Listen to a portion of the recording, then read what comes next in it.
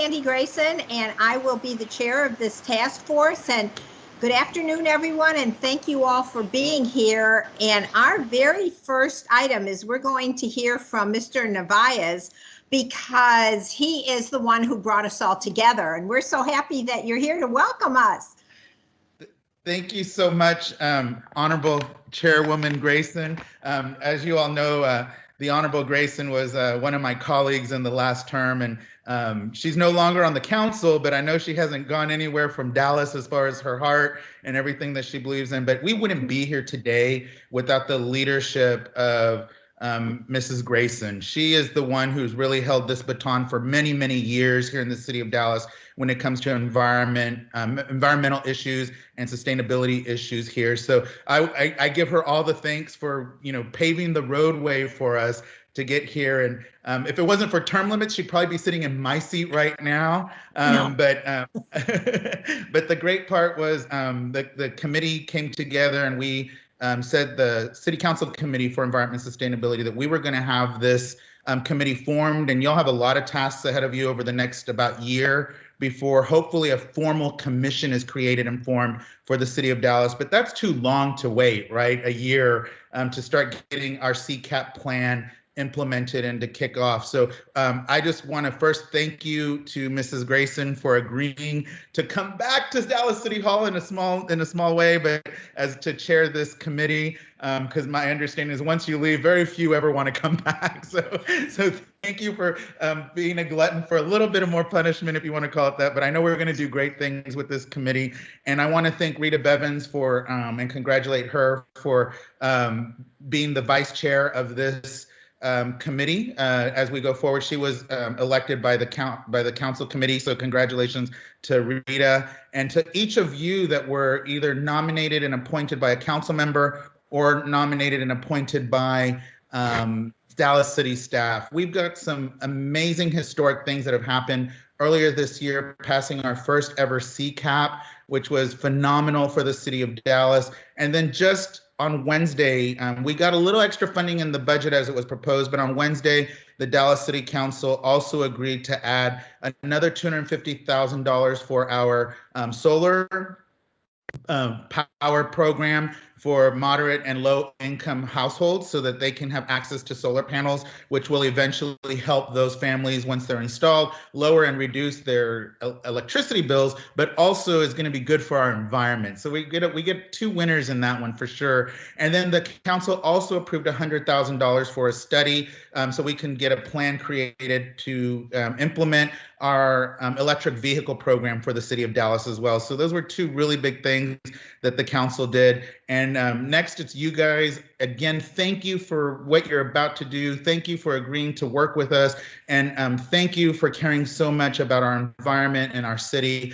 I just know that amazing things are going to come out of your committee and as you counsel us as council members on what we should be doing and how we get to work. So again, thank you. I look forward to all your hard work. And once again, thank you to my former colleague, the Honorable Sandy Grayson, for heading on this committee and being our fearless leader. Thanks, everybody. Really appreciate you. I'm going to get off of this because I want y'all to work and not feel like I'm just sitting here watching you guys. Thank you, everybody. Thank you, Omar. Thank you. Y'all have a good one. Bye-bye. Bye. So let's go around and make some introductions. This would be so much easier if we were in person and we would just go around the table and we could see what everybody looks like and everything, but we're going to go ahead and try to do this the best we can. And I will start off, and then Rita, and then we're going to want Susan to introduce herself. And then we'll go through the committee, the task force members in order, alphabetical order, and so then we'll get to say hello to everybody. So also too, we sent you all a contact list with contact information for everybody. If you look at that and you see any mistakes, please let staff know so we can correct that and we can have your correct contact information.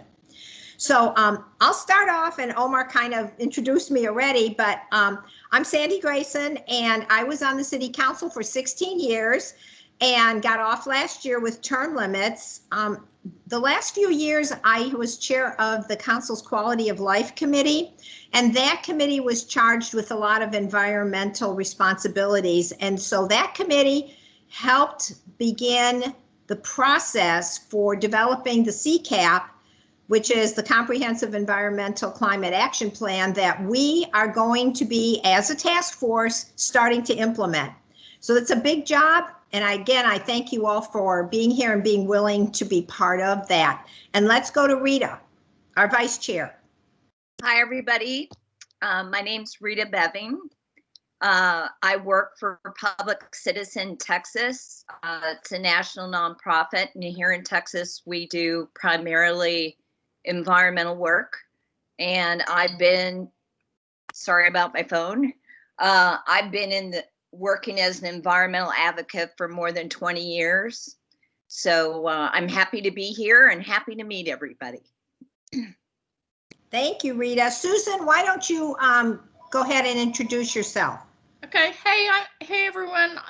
Thank you for being here. I'm Susan Alvarez. I am the Assistant Director for the Office of Environmental Quality and Sustainability. And I have been here since the brutal beginning when we were doing a green energy policy and doing just the scope of what we were going to do for this plan. So it's been a hard day's night. We've gotten a lot done in the last year, but now comes the truly hard part. Planning's fun. Talking with the community is fun. This is the part where we really have to roll up our sleeves and get to work. And I am truly grateful to all of you for helping us along this journey. We have with us today my team, small but mighty. Sheila Delgado, who's our interim director, is on with us today, as is Farah Andrews, our senior climate coordinator. Katie, you may have run into, she's been running interference on getting this meeting set up, and without her, we'd be in big trouble. And then Brittany Wells and Kevin Overton started this way back when by setting up the first North Texas Climate Symposium several years ago, and they are both very valued members of our team as well. And we want to mention that Joey Zapata, the Assistant City Manager, is with us. I don't know if Liz Cedillo-Perea is with us. And also Laura Cadena is the assistant to Mr. Narvaez. And so she's going to be playing a big part in this too. So wanted to be sure to mention those folks who are our staff supports and leadership. Ms. Grayson, there's actually one more person that we left off, but he's also extremely important. That is our environmental attorney, Art Basher, I believe, is also on the line. Great. Yes, the attorneys are important. I learned that in 16 years. Never cross the attorneys. So let's go ahead and start with our task force members, introductions, and hopefully everybody is here, and we'll start with, and I hope I'm pronouncing this right, Dr. Bocalandro. And if everybody would just take about a minute and give us their name and what organization they're with, and just, one other item maybe that you would like us to know about you. Ms. Grayson, I'm not sure Dr. Bocalandro is with us yet. Is Drew Campbell with us?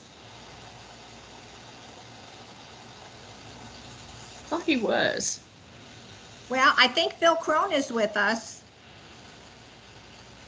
Yes, I am. Good afternoon, everybody. I'm Phil Crone with the Dallas Builders Association. Our association represents the residential construction industry in this city and around the Metroplex. And this is, I think, a subject I'm no stranger to. I started our Greenbelt Texas program back in 2006, was involved in the writing and then the rewriting of the city's green building ordinance, and I look forward to continuing the conversation. Thank you. Thank you. Is Alan Hoffman here? Yeah. Hello. Hi. Hello. How are you today? I want to. I'm a home builder. My company is Hoffman Homes. I'm actually past president of the Dallas Builders Association.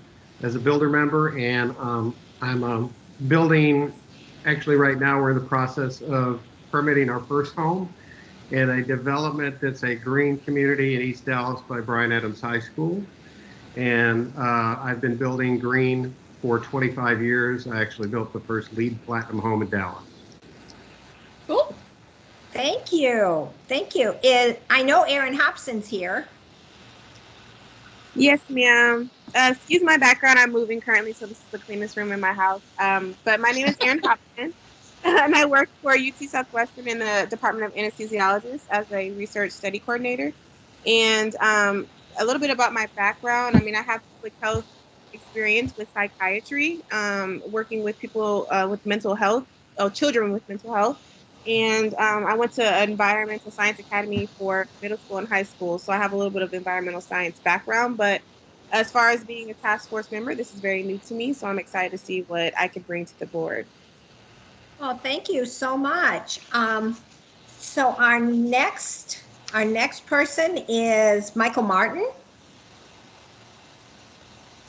Hello, everybody. I'm Michael Martin. Currently on the road in Oklahoma, going to Arkansas to visit a college daughter. So I hope our connection will be good. I'm in the solar energy business, have been since 2010. My company here in town is Solar Advisory, and we help local commercial property owners understand the value proposition of solar and to get it done. So my focus is on commercial solar. I'm also an active member, sponsor of the North Texas Renewable Energy Group. So that's also next to my name there on the list of our task force.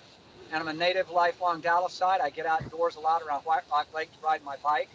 I've been upset for many years of the state of our air. And I think that collectively we can all do great things to help fix the air. So that's one thing in particular. And a father of 4 and delighted to be working with all of you on this committee. Thank you. Thank you so much. We're Jeanette. Hello, everyone. I'm Jeanette Manier, and I'm Texas Trees Foundation, the president and CEO. And I think and I hope that the work we've done for the city of Dallas through the State of the Dallas Urban Forest Report, the Urban Heat Island Study, the Urban Forestry Master Plan that's getting done right now, and being one of the leads on the Article 10 has kind of set some framework for what we're doing as well. But Sandy, it's great to see you again. And for those of you that haven't worked for Sandy or with her, we are very lucky to have her leading this because she has the history, she has the knowledge, and she has the energy. And Sandy, thank you. Oh, thank you, Jeanette. That's so nice of you. I appreciate it. Thanks. Let's go to, and I'm probably going to mispronounce this, Police Montgomery.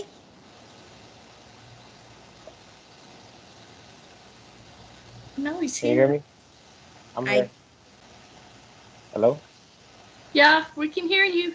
Okay, yes, I'm here, and it's Ples Montgomery, like Ples? yeah, Thank you. Ples Montgomery the fourth. I am my day job is with a company called Hort America. It is a commercial hydroponic supply company. So anybody growing tomatoes or lettuces or what have you in a controlled environment agriculture, that company, we supply them with everything that they would need to do that except for the seeds. And then I also am the harbinger and co-founder of the Oak Cliff Veggie Project, which is a nonprofit, started officially as a nonprofit about 2 years ago, but has been operating since about 2014. We do emergency food relief program called the Oak Cliff Veggie Store, and then we also start and operate community gardens / micro farms all across the southern sector of Dallas, and we are moving into providing educational content for both youth and adults surrounding cultivating of learning how to cultivate your own produce. And also how to prepare that produce in a plant-based and heart-healthy way, and then also to organize a market space for home growers, churches, daycares, other community gardens, anyone kind of growing locally here, to be able to come together and exchange their produce between each other, and also to get that produce into the hands, to be able to sell that produce into the hands of the people who need it right in the zip codes that are commonly defined as food deserts. Thank you. Thank you so much. And let's go to Tony Robinson.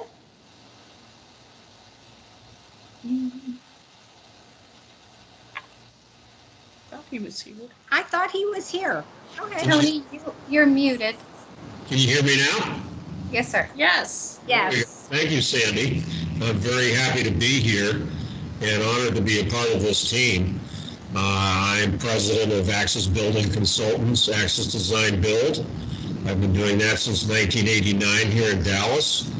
I've been adjunct professor in environmental sustainability at SMU since 2011. And about the same time, 2013, 2014, I published my book, High Performance Buildings, a guide for owners and managers. And I'm a longtime member of the Association of Energy Engineers, and also a member of the North Texas Renewable Energy Group. Glad to be here. Good. Thank you. Thank you so much. Pamela Rogers. Good afternoon, everybody. I am employed by Children's Health, the red balloon that you see if you drive downtown. I serve as senior director over our disease management initiatives, but particularly to this committee, asthma, as air quality is very important to our patients and families in the air that they breathe. So I'm happy to be a part of this committee and offer what I can and learn and grow. Thank you for the opportunity. Thank you, Pamela. Rafaela Silva. Hi, good afternoon. I work in government affairs for the Apartment Association of Greater Dallas. We are a trade organization that represents owners and managers of rental properties across 11 counties in North Texas. So I'm honored to participate in this task force and look forward to our discussion. Thank you. Rafaela, did you take Susan's place? I don't know. I'm not sure. There used to be a lady named Susan at the Apartment Association who did government relations. So I was just curious. Okay, that may have been before my time. Well, I go way back, so. Okay. Way back. Thank you. So Ariman Singhal. Hey everyone, I'm Ariman. I am recently became a full-time staff member with the Sunrise Movement, which is a youth-led movement to stop climate change and create millions of good jobs in the process. We're also really focused on the racial justice and environmental justice components of that and how we can advance those causes at the same time. Most recently, before that, I was working at Groundwork Dallas to have some on-the-ground experience working with youth, working with partners like Texas Trees and the Nature Conservancy and Trust for Public Land locally on green spaces. I'm also on the Dallas ISD Environment and Sustainability Committee. So if there's any opportunities to collaborate, would be happy to talk with anyone about those. And then also finally, on the West Dallas 1 Environment Subcommittee. So yeah, going to bring our neighbors' perspective as well. I know we are also very much concerned about air quality and zoning types of issues as well. So just really excited to bring that whole perspective and excited to work with all of you. Thank you. Thank you so much. Tracy Wallace. Good afternoon, everybody. Tracy Wallace. I'm co-founder and executive director of Green Careers Dallas. Our mission is to disrupt poverty through green career training like solar installation and through community education. And I'm also a member of the North Texas Renewable Energy Group. And our exciting news is that we are about to build outdoor learning center in 75216. This will be mock rooftops where we can do our training during the pandemic in a safer environment where we're distanced. We're also excited that we recently became vendors for Dallas Independent School District, and through their renewable energy track, hope to provide the practicum for those students as they graduate and begin to funnel low-income folks from Black and brown communities into the solar industry, which sits at a beautiful intersection of environmental justice, racial justice, economic justice, and social justice. So we have a wonderful opportunity with this task force. Thank you. Thank you, Tracy. Well, I'm impressed by the various levels of expertise that we have here and the various areas of expertise. So that was, I thank the council members for appointing such good people that I think are going to give us. Pardon? Hello? That I think will give us the expertise and that we need. I apologize, I didn't. I'm sorry, who's speaking? This is Drew Campbell. Can you hear me? Oh, yes, we can. Thank you for joining us. We were doing introductions, so would you like to tell the group? I apologize, I didn't press my. Yes, ma'am. I pressed mute. I was just going to say I'm with the Dallas Regional Mobility Coalition, and it is a nonprofit, but it's a group of which you were a member of cities and counties, and basically what we do is oversee and help get financing and revenues for transportation projects. But we also keep an eye on the quality of air and what's going on across Dallas-Fort Worth. And I would like to point out to the group, I've been involved in clean air efforts in Dallas-Fort Worth since about 1982. And I can assure you that the air is much, much, much cleaner today than it was then. But that doesn't mean that we can't continue to make improvements. And I think that's the important thing that we all need to stay focused on, is that we can continue to make improvements and in so doing improve the quality of life and the quality of health for all of our citizens in Dallas-Fort Worth. And thank you so much for including us in this group. Well, we're pleased you wanted to be part of this group. Thank you, Drew. Has Dr. Bocalandro joined us? I don't see her. Okay. Dr. Bocalandro said that she had a conflict and would be joining us a little bit later. Okay. This is Katie. All right, that's good. Thank you. Again, thank you all so much for bringing so much knowledge and expertise to this task force. And I think we're going to put all of it to use. So we have 2 items that we need to do in our first meeting, and one of them is an equity overview, and one of them is ethics training, because a big part of what we are starting to do here involves equity. So that'll be our next item, and we're going to have an overview by Dr. Lindsay Wilson, Office of Equity for the City of Dallas. Good afternoon, everyone, and thank you for inviting me to be a part of the task force kickoff meeting this afternoon. I'm excited to share this space with each of you and provide just a brief overview of the critical equity work that's taking place here at the City of Dallas. As many of you are aware, as many of you, I'll say next slide. As many of you may be aware, equity is one of our core city values, and my favorite tagline is, equity is everyone's work, right? And so in order for us to get the transformative change that is needed so that race no longer dictates outcomes in education, health, environmental injustices, in any other area, we must all be a part of this work.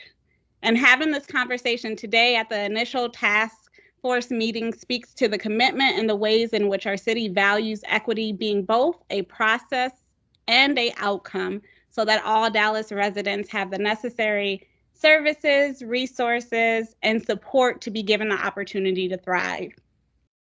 So while our time today is limited this afternoon, it's critical to note that equity is not something that we think about adding at the end of any process, but truly a practice that our city is committed to embedding throughout all levels of the process. Next slide, please. As mentioned, I am Dr. Lindsay Wilson, and I serve as the interim equity officer for the City of Dallas Office of Equity. And our office helps shape a city government and community in which everyone has the resources and services to thrive, and such that we reduce disparities while improving outcomes for all. And towards the end of our time together here today, I'll highlight a couple of ways that looks like in practice on a day-to-day basis for our office. But prior to exploring that, one of the first things that I seek to do in any space where we're discussing equity is to lay a common foundation surrounding specific terms that we're discussing. And given many of your backgrounds, I'm sure most, if not all of you, know the difference between diversity, inclusion, equality, and equity. But over the years, I found it to be critically important to have a common understanding and language around advancing these efforts. So rather it be as an individual effort, or you're looking to support an organization or serving on a task force that's advancing this work, it is vital to have that common understanding, as it can be more harmful than helpful to assume that we all have that common understanding of what we are referring to and then later find out that there's misalignment. And so, for instance, Chief Liz, I believe, is on the line. And so if she's speaking about equality and I'm focused on equity, or vice versa, we know those are two very different things that often get confused and misused. And so if I could just define a couple of terms, one would be diversity. And diversity is the representation of many different types of individuals across dimensions, which include race, gender, ability, religion, sexual orientation, and social economic status. And with diversity, there's typically a direct outcome. Who's not in the room, and how do we get them in the room? While inclusion is an intentional act of welcoming various populations and creating an environment that allows marginalized individuals to feel included. The direct outcome is who's not being heard, and then how do we include their thoughts, feedback, and ideals. Next slide, please. Equality, on the other hand, refers to this notion of fairness, which many of us were raised on, or defined as a state of being equal in a universal approach, while equity means each person has the resources and services necessary to thrive in each person's own unique identities, circumstances, and histories. So equality would say, hey, everyone on the call gets a marble and that's fair, whereas equity would say, well, wait, who hasn't gotten a marble in the past? Who may not know what to do with that marble? Because if I have gotten a marble for the last 10 years and Chief Liz has not, is that truly fair? Now I have 11, she has 1, yet we're both expected to thrive in the same ways, and sometimes even told that we're given the same opportunity, which is not the case. Next slide, please. And so again, equity takes into account a person's unique identities, circumstances, and histories. And instead of focusing on changing the person, it focuses its efforts on the system. So in our office, we help departments think about themselves, if you look at that picture there, as the bikes in this picture, analyzing the ways, in what ways providing a universal approach to service delivery may be more harmful for specific communities. A broader way to think about that is thinking about the bikes as representation of various institutions or systems, whether it be education, criminal justice, housing, transportation, or so forth. And really, equity calls for the shift in the systems that are failing people rather than putting the onus on the individual. Equity is a true process that requires one to dive deep into not only thinking about each person's or community's unique identities, but also the process of how we got to the inequities and or disparities and where the interconnectedness occurred in the first place. So with all that being said, a majority of what our office does as Office of Equity is focused on normalizing, organizing, and operationalizing equity-oriented practices. A vast majority, I would say about 70% of our work is internal, with partnerships with city departments and staff, helping them analyze policies, practices, procedures, programs, and so forth.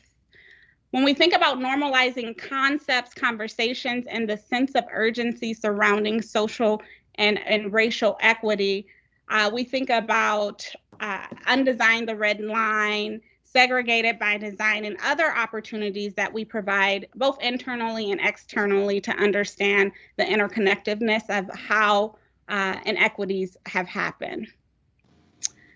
Organizing around equity, we organize staff to work together for transformative change. And so the city has a racial equity core team that has gone under extensive training and essentially serves as department equity liaisons. And the last piece that I'll touch on today is the operationalizing new policies, practices, and procedures that are equity oriented. And so one of the ways in which we did that, or we do that, is, or an example is the budgeting for equity tool that over 40 departments went under this previous year. And so again, when we really think about equity here at the city, we recognize that equity is everyone's work. And with that said, I think I might have enough time for one or two questions. If not, I will pass it back to you, Sandy. Does anyone have any questions for, I don't know, I'm a casual person, so I call everyone by their first name. If you all don't like that, then let me know. But does anyone have any questions for Lindsay? I'm not seeing any. Thank you so much, Lindsay. We really appreciate that. And equity is, as people will read the CCAP plan, it is throughout the document, the emphasis on equity. Great, thanks for your time. Thank you. We'll now go to the portion of our agenda that's ethics training, and this will be done by Teresa Pham, who's with our city attorney's office. Yes, thank you. And I do want to apologize. There is construction going on outside. They're fixing our patios, and it's really close to my unit right now. So I apologize for the background noise. We can't hear anything. I can't. They're taking a break right now, but it gets loud. So I apologize. Good afternoon, everyone. This task force is subject to the Code of Ethics, so it's important to be knowledgeable of the provisions set forth in the code. So number one, you do not end up violating the Code of Ethics and getting an ethics complaint filed against you. But number two, the city has a commitment that all employees and officials of the city conduct themselves with integrity and honesty. It's the city's policy that city employees and officials be independent, impartial, and responsible only to the people of the city. Now, there are 8 principles of conduct that serve as the essential values and ethical behaviors that officials and employees should exemplify, and that is really what the Code of Ethics is based upon. And those are commitment beyond self, obedience and commitment beyond the law, commitment to the public good, respect for the value and dignity of all individuals, accountability to the public, truthfulness, fairness, and responsible application of resources. So you as city officials owe a fiduciary duty to the city of Dallas. This means that you are to always act in the best interest of the city. That means owing the city a duty of care, loyalty, impartiality, and accountability. And you should always work to preserve the public's trust in government. Now, Article 2 of Chapter 12A of the Code of Ethics contains the rules for present city officials and employees. And these are the rules that will be applicable to you, such as improper economic interest. So if a business entity ever comes before you and you have an economic interest in that business entity, then you would need to recuse yourself from all participation in the matter and disclose the conflict on a form and file it with the city secretary's office. Other provisions are you may not disclose any confidential information you receive as an official on this board. And one of the important one would be that a city official may not, while in the service of the city, either individually or as an officer or principal of an entity, submit a bid or proposal or negotiate or enter into any city contract, whether or not the contract is required by state law to be competitively bid.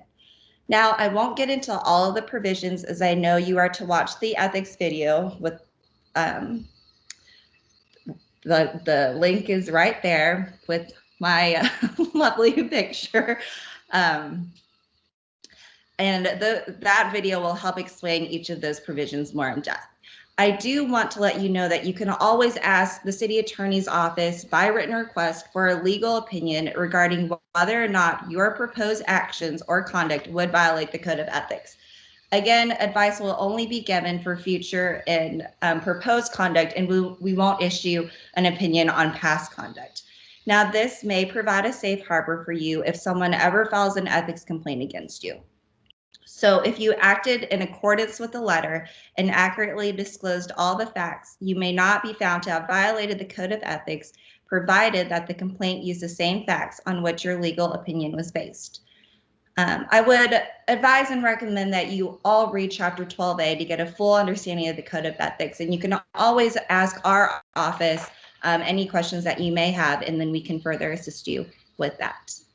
With that, that's all I have, unless you have any general questions about the Code of Ethics.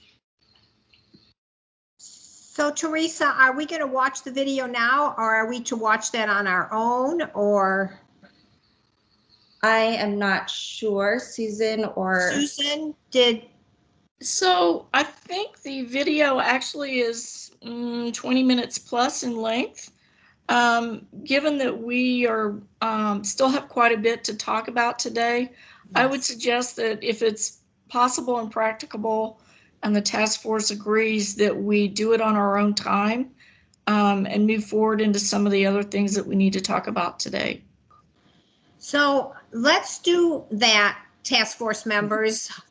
Please take down that link or make sure that you know how to access Chapter 12 and take a look at those rules and regs, because they are important, and you never, ever want anyone to file an ethics complaint against you. So if you would all please agree that you will watch that on your own before our next meeting, I think that would be great. So Ms. Grayson, we can send out the link after the meeting if that would be helpful. I think that would be helpful. Thank you. Actually, in the chat, Brittany will be adding a link to the resources under dallasclimateaction.com, which is where we'll have all of the information related to this task force. So we may do it both ways. But go ahead and directly send us all this link, okay? We will. Good. Okay. Thank you, Teresa. Appreciate it. Thank you. And we never heard anything.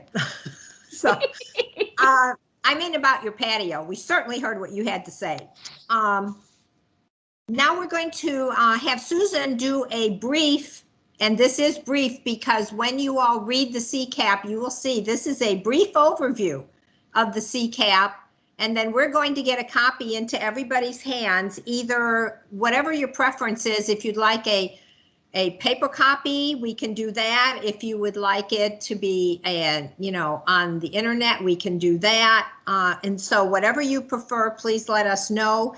But we're going to encourage everyone to read this before our next meeting in October. Susan, go ahead. Okay, great. Let's dive in.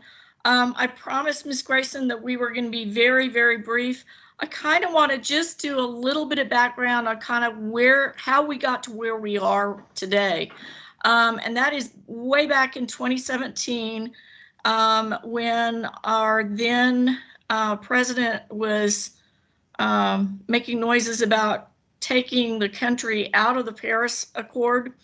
The mayors within the U.S. Mayors Conference set up a separate organization called U.S. Climate Mayors, and then Mayor Rawlings signed Dallas up and made a commitment to meet the tenets of the 2017 Paris Climate Accord. When Mayor Johnson came on board, there were a lot of questions about, is he going to go ahead and sign on, or what's going on with the climate in Dallas? He signed on immediately, attended the U.S. Climate Mayors, is leading, I think he's actually the deputy lead on the transportation committee related to that. So we're thrilled to have the support that we have. I will say that Dallas is one of about 440 cities across the U.S. that have committed to meeting the climate accord. And so we're in good company. Next slide, please. So this is from the National Climate Assessment, 4th edition, which was done in 2018. And this is what a future climate looks like in North Texas. And it's kind of scary, to be honest. Next slide, please. So one of the first things we did was took a look at where those greenhouse gas emissions that are driving climate change came from. No surprise, 64% came from buildings and energy. The largest single category is transportation. Industry is a little bit less. And then both solid waste and wastewater are cheating a little bit because they are actively pulling gas off of their processes and using it for energy. And so we've got a little bit of a head start there. So this is kind of provides the roadmap of where we need to focus our efforts. Next slide, please. So I love that Lindsay started us off with a discussion on equity.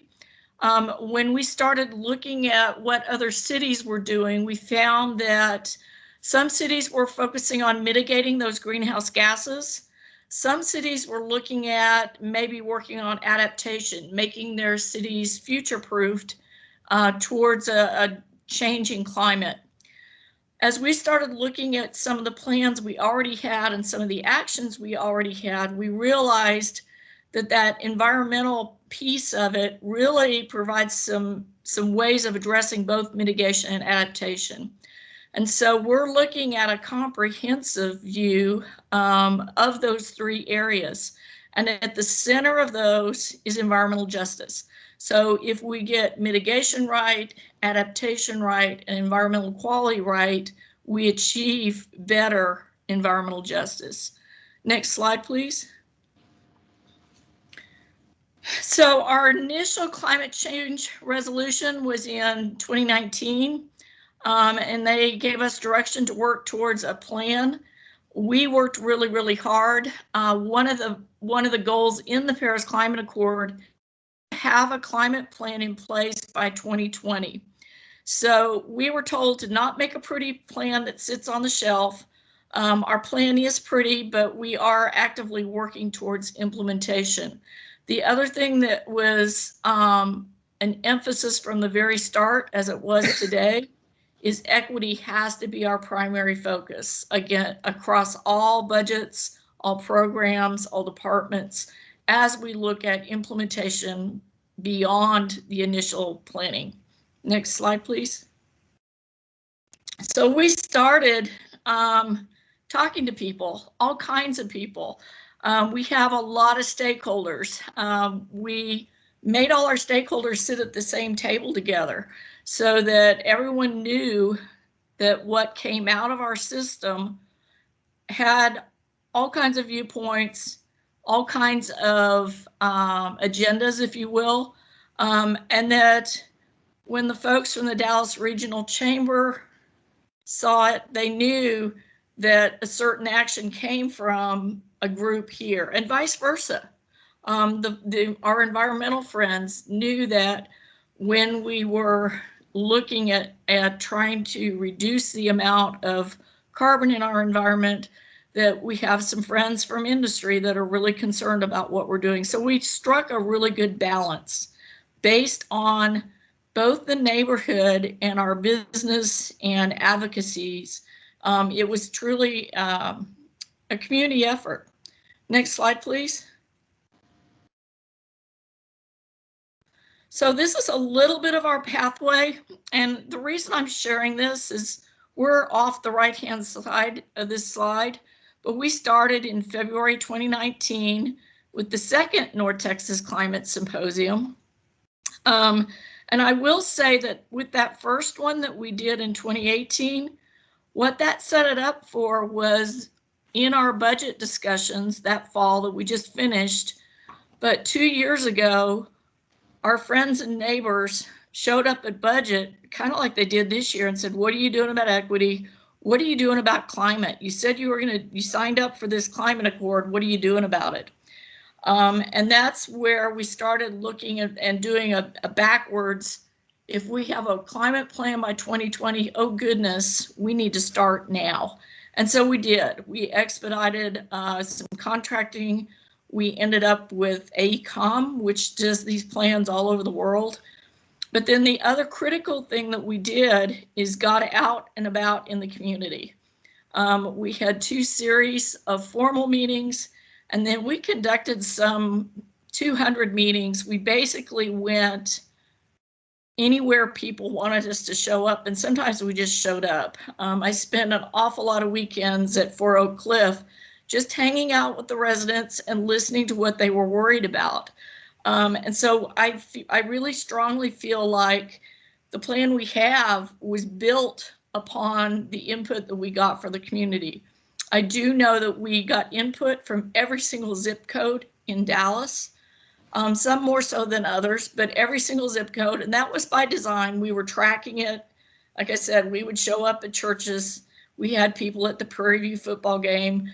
We went to see the Dallas Eco-Socialists. We went and talked with the Builders Association and TREC and the Chamber. So we've talked to a lot of people, and I think this is a great start.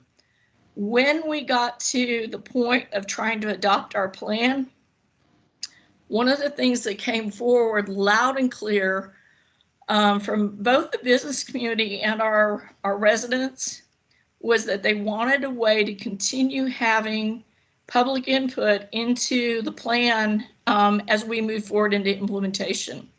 And so ultimately, we would like to have a board or commission. But in the meantime, your input and your direction to this task force is critically important towards making sure that we're able to keep the public's voice on this plan as we move forward. Next slide, please. So don't worry, I won't go into the whole plan because there's 200 and some pages, but we basically set up 8 primary areas where we're looking at different actions. And then because this is supposed to not be a pretty plan that sits on the shelf, we set measurable targets. And we've set up some databases so that we can track our progress to that end. Next slide, please.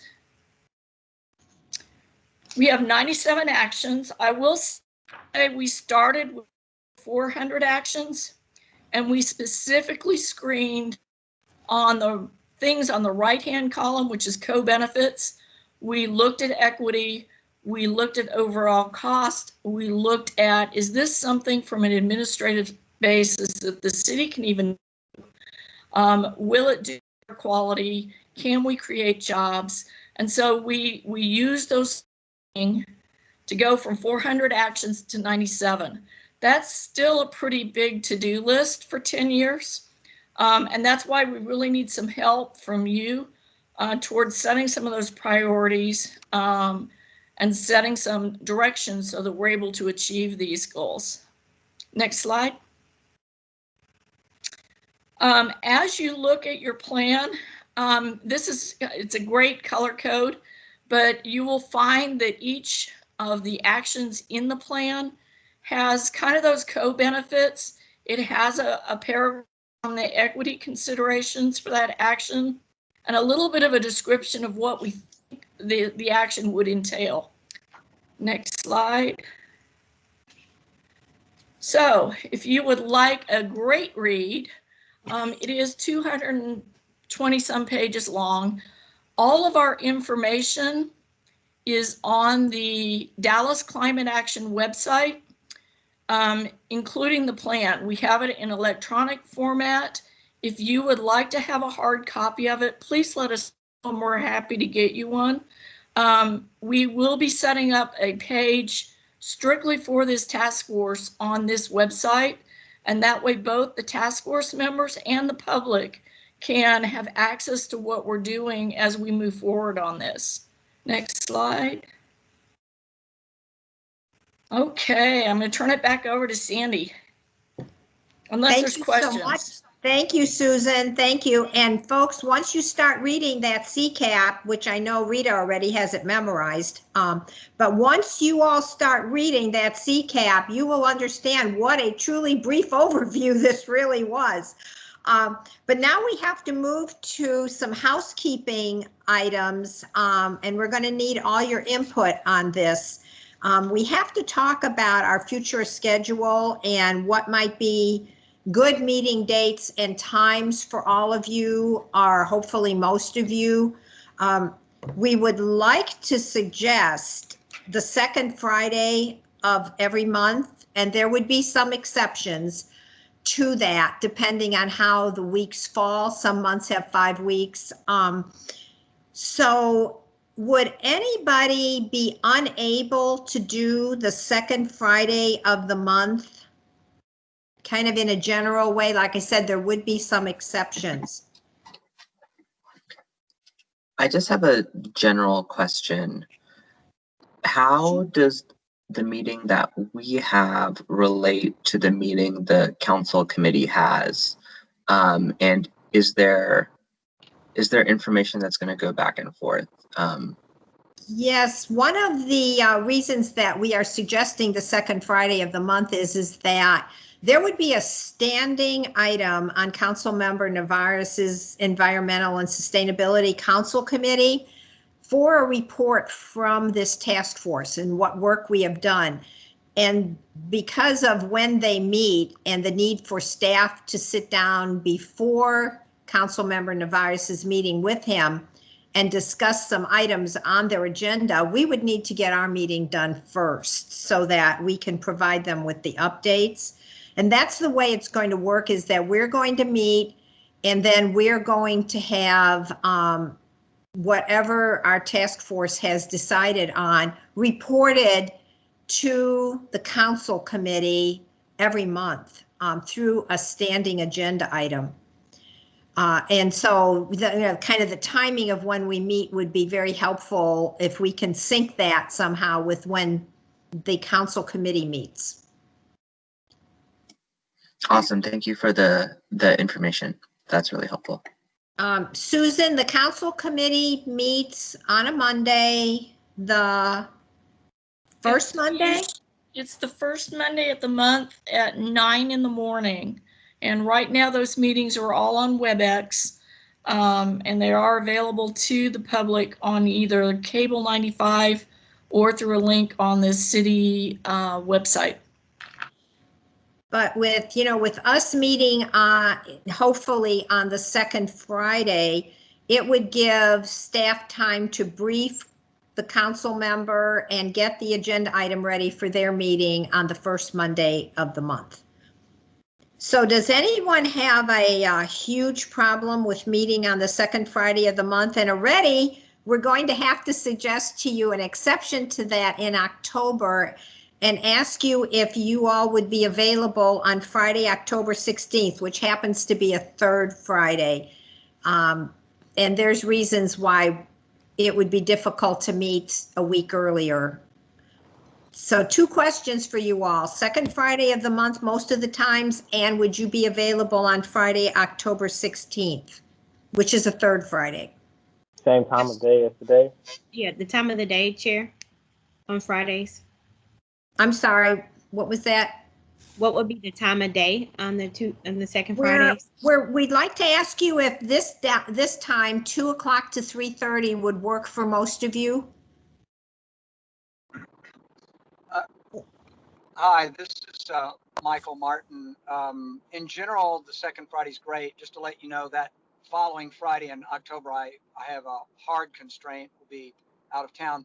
But the other thing I might propose, if this is interesting to the task force, is, especially since we're doing this virtually for some time, I guess, I would propose we do it earlier in the day, perhaps over the lunch hour, and just to be just an alternative time to propose. But I'll go with the majority preference.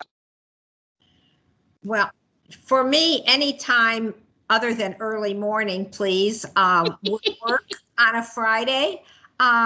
If you'd prefer to do it at lunchtime, we were just thinking maybe people would want to eat lunch and then sit down and have this meeting. So I'm open. I know Susan and the staff are open. And so it's up to the task force members what they might prefer.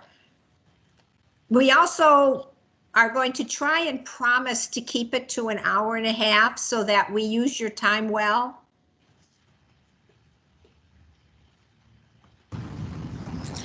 How about 1 to 2:30? 1 to 2:30. Just a proposal. That way everybody has time to eat lunch, but maybe they can get done a little bit earlier on Friday afternoon, or if it runs later, then there's time for that. Well, that is a good point. I was trying to keep it to an hour and a half, but if we start running later, it gets later into the afternoon on a Friday. So 1 to 2:30. Susan, is there any problem for staff with 1 to 2:30? Not at all.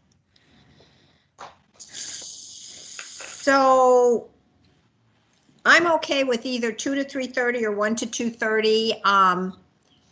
You know, I kind of like 1 to 2:30 because of what Tony said about it perhaps running long, which we'll try not to do.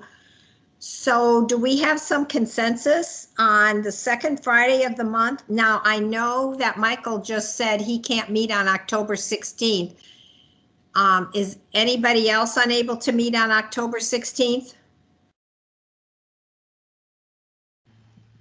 Well, I'm not hearing anybody else. But I'm watching the chat, Miss Grayson, and we're getting general acquiescence there. On October 16th or on 1 to 2:30 or both? The 1 to 2:30 looks like there's some preference there. Okay, 1 to 2:30. If I don't hear kind of going once, twice, 3 times, if nobody objects, we're going to make them 1 to 2:30 on Friday. Okay. Okay, it sounds like everybody agrees with that. Susan, can you tell me again why we picked the 16th instead of a week earlier? There were some reasons for that. There were. I think it's closer to when we're meeting with Councilmember Narvaez that following week.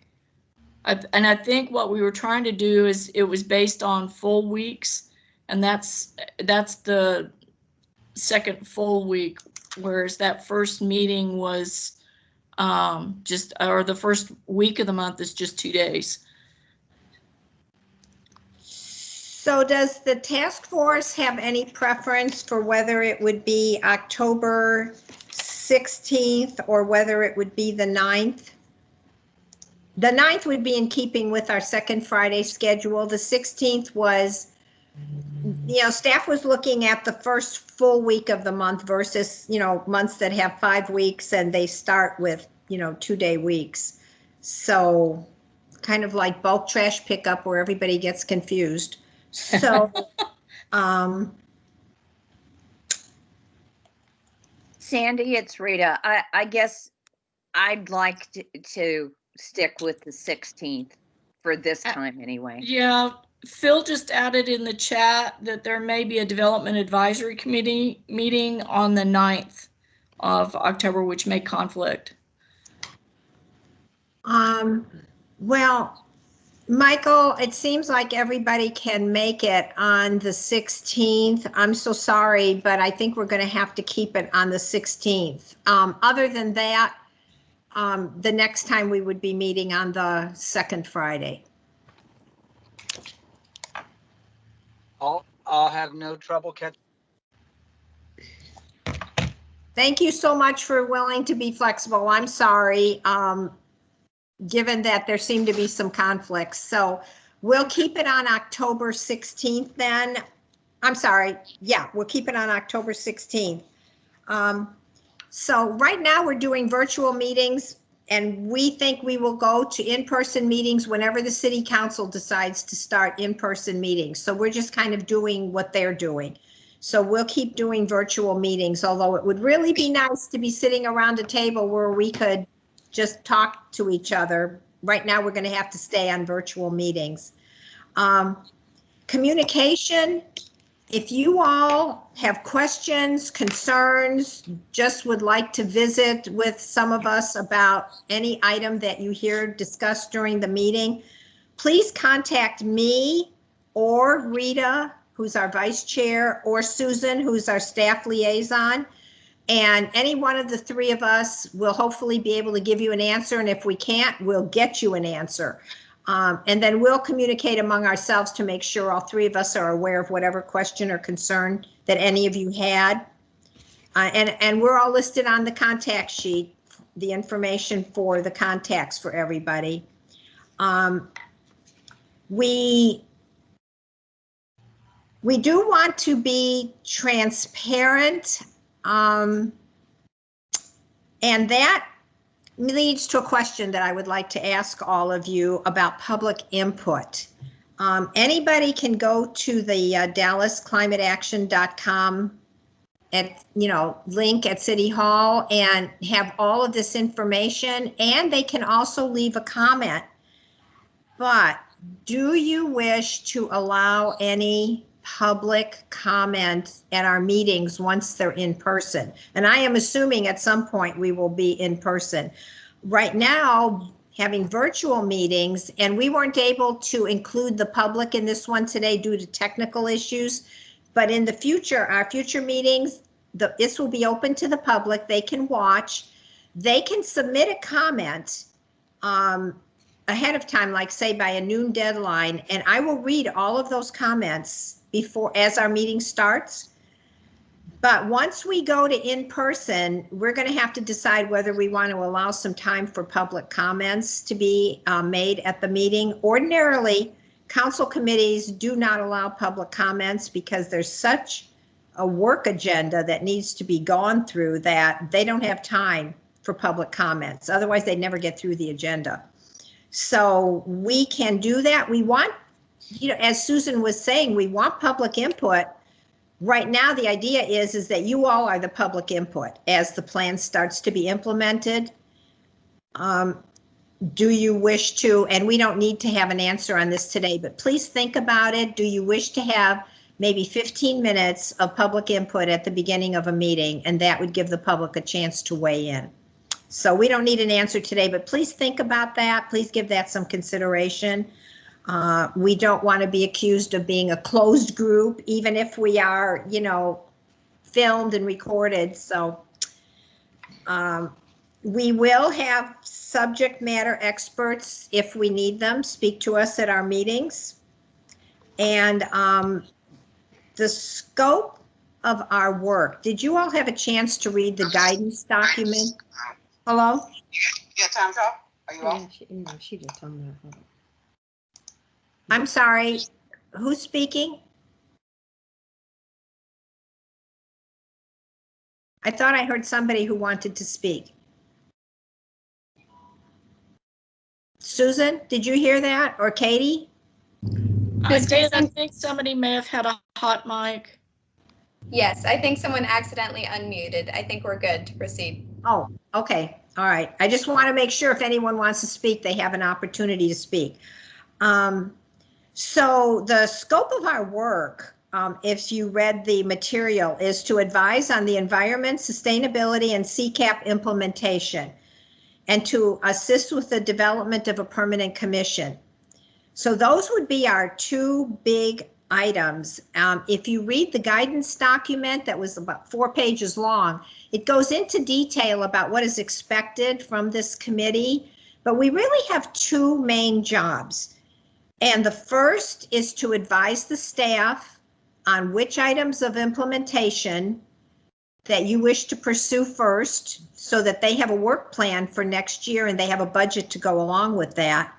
And then also, if you would be thinking about a permanent commission, which would like to be implemented by the end of next summer, when council members are making board and commission appointments, we need to be able to make recommendations as to what that commission will look like, and things like when they would meet and the composition of the members. Michael, did you wish to speak? No, I got dropped and just rejoined the call. My apologies. Oh, okay. Okay. So, if you, and we'll start in earnest in the October meeting about the implementation of the CCAP and what items that we would like to advise staff to start working on. So if you all would please be sure to read that lengthy document before October 16th, that would be very, very helpful as we kick off our discussions. And so that, I believe, is covering most of it.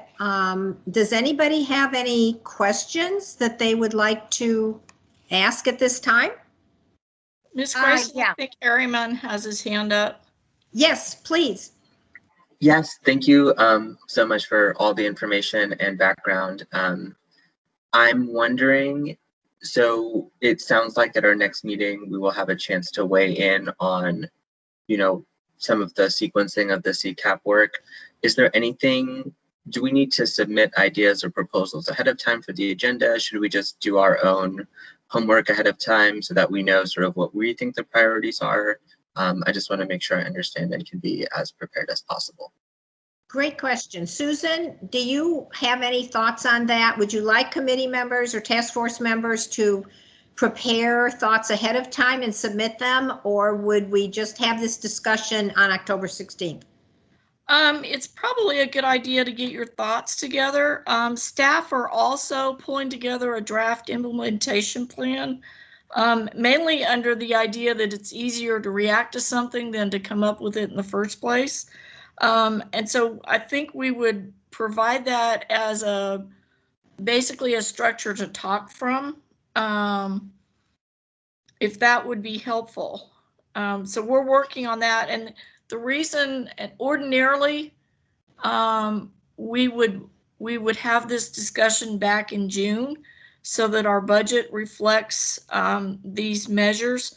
And we're really looking at this year some capacity building, and we'll likely get more into that in October, in that October meeting. And I'm anticipating that it will have some, I think we've got a little bit in everything, every single one of the 8 sections as a part of our plan for this very first year. I would say bring it with you. And as we'll probably go through the sections, and then as you have ideas, we can pull them in and take a look at it. So Ariman, I think what Susan is suggesting is that you do have your own thoughts and bring them with you, but that we would wait and discuss them as staff is going through their proposal. Perfect. And yeah, this is Ariman. Thank you so much for the clarification. Yeah.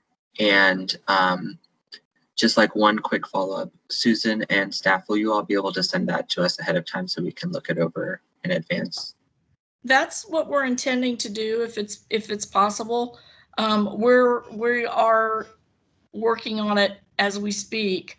It's very much a work in progress, but I think it would be a better discussion if you had something to look at first. And my cardinal rule is no surprises. And so I think it's fair and sporting if it's going to be on the agenda to provide it with a little bit of time so you can take a look at it. Well, that would be my goal. That would be my goal, Susan, is that you get the material to, staff gets the material to the task force members early in the week so that they have an opportunity to review and come up with their own thoughts so that, you know, we're all ready to discuss it on Friday. Okay.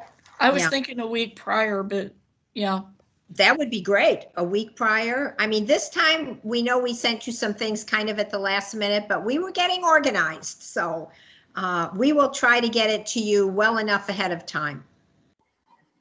Awesome. And you know, although this committee, this task force is at least in a year's duration of time, we actually don't have a year to do all of this, because as we make recommendations on the formation of a permanent commission, there's a lot of work that needs to go into that before it ever gets presented to council for their approval. So that takes months, and also staff as early as January needs to start working on their budget for the following year that would be adopted in September of 2021. So they start working on that in January. So we really don't have a year. We have a lot of work ahead of us in a relatively short time frame.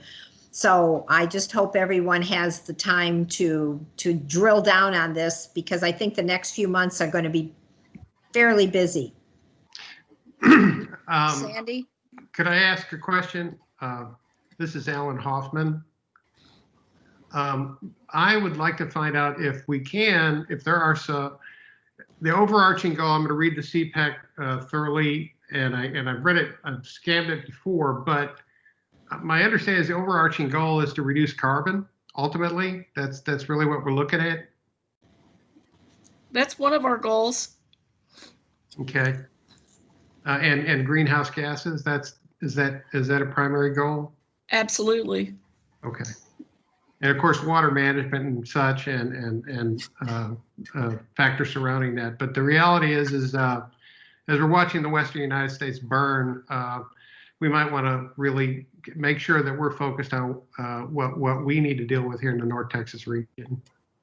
And greenhouse gases and air quality and water are up there and paramount. And then with that end, the implementation of the tasks that we do would maybe focus on the reality of what it needs to, what we need to do practically, in a practical manner, in a really efficacious way today to implement and see that goal happen. I think what you're saying, Alan, is exactly the work of this task force. Is what are we going to focus on? What will be the priorities?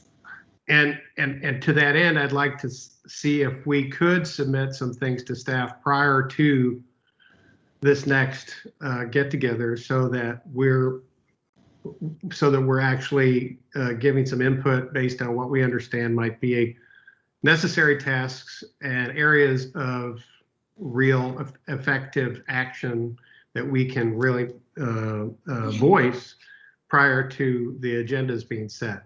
Would that be reasonable? So, Alan, you're saying what Ariman was saying, which is that you would like to be able to submit ideas ahead of time and see if they'd be included in the agenda materials. Yeah, because if we're going to have a discussion that's going to be meaningful and we're industry experts, we can contribute to the subject in a way that maybe staff may not. I'm not being critical of staff, but the more eyeballs on this issue and the more ideas on this issue, the better. Well, Susan, we have 2 task force members already who would like to have included in the agenda materials next time their thoughts on their priorities. Is there a way that we can have task force members who wish to do so submit that and have it be included in the agenda materials? Yes. So if we are trying to get all the agenda materials to the task force the Friday before the meeting, if we can get any information from our task force members, I would say maybe optimally the Friday before, just so that we can get everything pulled together and PDF'd and sent. If it just on this particular meeting, that's pretty tight. That would be like the 9th of October. We'd almost need it before then. Otherwise, we'd probably have to send out 2 separate mailings. So, or 2 separate sets of emails. That wouldn't be a problem. There's just some key things that I know that there's task force members here that would like to voice, I would imagine, not just myself and Armand. I just know that there are some very, there's some low-hanging fruit, is what I'm saying, that are practical and mundane that we deal with in the building industry very every day. And the thing is, those items, if there were discussions around that from a practical standpoint, those would be really low-hanging fruit to reduce carbon quickly. Yep. So I like your idea for us to take better advantage of our task force expertise. Is providing those materials to us by next Friday, October 2nd, is that too quick of a timeline? Because that gives us a week to get all the materials together and sent out to you by the 9th so that you can review by the 16th. Does that work okay? Yeah. I'd like to interject something on that, though. This is Rita. Mhm. And, you know, I think some of us are aware, or Susan, you may be aware. I think one thing that plays into what we decide as priorities is, are there grants available that are laying on the table with deadlines that if we know they exist, free money on the table is always great to apply for, and they're only for certain topics, be it transportation or whatnot.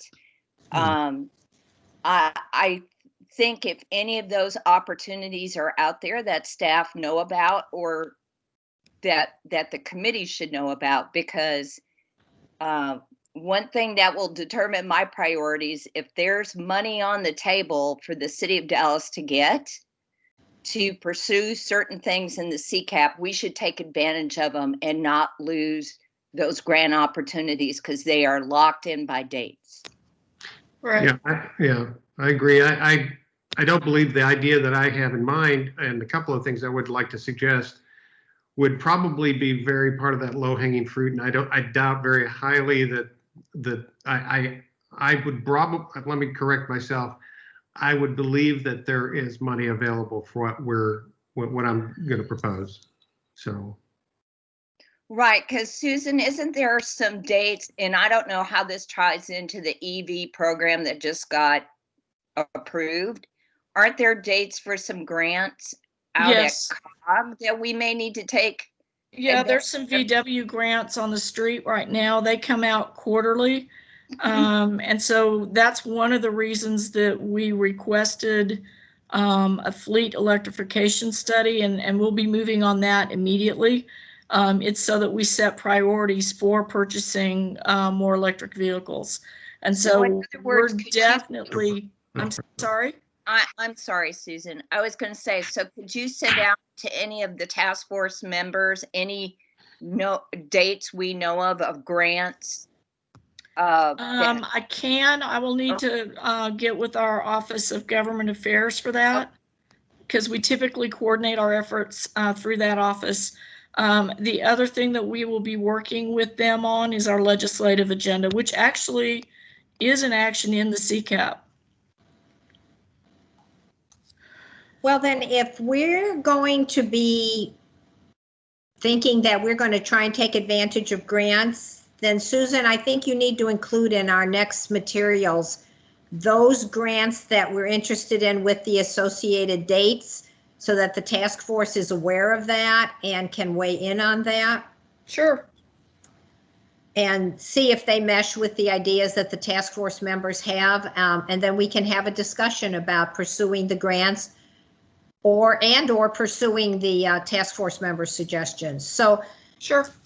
So Ariman, can you do October 2nd with your ideas? Yes, this is Armin. That sounds great. And thank you everyone for helping us sort through this. Good. So any task force member who wishes to weigh in on what they'd like to see the priorities be, please get that material to staff by next Friday, October 2nd. And it will be included in the materials that go to the staff, or I'm sorry, that go to the task force members for October 16th. Thank you. Are there any other questions? Sandy, I have a question. This is Jeanette. Online, there is going to be a portal for us to go into. Is that correct? To get information or the agendas or the documents that are being sent out, are they going to be put online for us to access through that portal? Yes. Susan, are you, if there are, once we identify what our priorities are, is there a way for us to upload links to research in different kinds of materials that might be helpful? Ooh, we hadn't thought of that.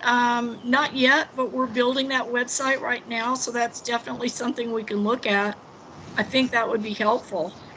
Well, it might be nice for people, you know, when they are wanting to do some research, to that might be the first stop, and then, kind of look at other things. But we all come from different backgrounds, and we all are looking and focusing on different areas. And it might be a great place to drop in what, research around what we're looking at prioritizing. Sure. If I can jump in really quickly, I don't know if all of you all are familiar with the forum that we had on the website during public comment period, but we do have the capability to add a feature very similar to that to the EAS page if we want to have a place for just open discussion, a place to drop links and things like that. Would that be discussion in between formal meetings? Well, I think Jeanette was saying just to share information and research. So it can be for that, or if you want to have discussions, whatever you'd like to use it for. But I can just set it up and then we can decide because it will be public facing. So that's another thing to consider, that everyone will be able to see what's on the forum. And I also wanted to mention to the task force members that if necessary, we can form subcommittees on topics that would be working in between the regular meetings on the second Friday of the month. So, please keep that in mind, that if there's an item that y'all would like to pursue that would require a subcommittee, we are allowed to form subcommittees. That and/or we can pull in other subject matters, experts as needed. Tony had his hand up for a while. Did you have a comment, sir? Actually, Jeanette kind of asked the question I was after, which is how are we going to submit, papers, links, or whatever to the group? Okay. Okay. Great minds. So the staff will work on making that happen, right? Affirmative. Okay. Okay, good. Any other hands up? Any other comments? Okay. Hey, this is Armin. One more question. I don't mean to open up a can of worms, but I am really curious. Susan, you mentioned a legislative committee and giving input to that. Is that something that we will also have a chance to provide our thoughts on as committee members? And also, I'm just curious about the general timing of that, if that's something you can share. Well, it's actually in our Office of Strategic Partnerships and Government Affairs. They typically coordinate our legislative agenda. We will be providing input to them. And one of the actions in the energy section of the CCAP related to working towards a legislative agenda that is supportive of city efforts towards building and energy efficiency. And that would also relate to renewable energy driven cars. So EVs, if you will. So I don't know that that's a primary thing. It is one action, and it is one thing that we're working on, but it is largely driven by the folks that typically coordinate our legislative agenda. But that doesn't mean that we can't weigh in. Oh, no. I mean, so Armin, that is something that this task force has the ability to do, is to advise staff if they want to see some particular legislative effort made.